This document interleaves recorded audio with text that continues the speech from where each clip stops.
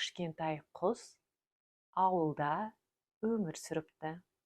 Ол өте әдемі кішкентай құс екен. Бірақ оны үнемі бір сұрақ мазалайтын. Аспанда кішкентай қанаттармен қалықтап ұшқан кезде жарқырап тұрған күнді көріп, сол жарықтың құпиясын білгісі келеді.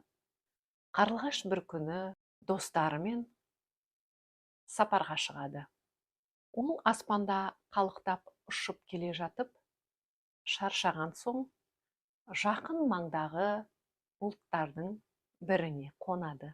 Ол жерде көне бұлттардан ақылды бір төбешік бұлт тұр екен. Ол қарлығашқа былай дейді: "Не істеп жүрсің, қарлығаш? Күнге барамын деп адасып шаршама", дейді. Ал қарлығаш болса: "Мен күннің неге осынша жарқырайтынын білгім келеді.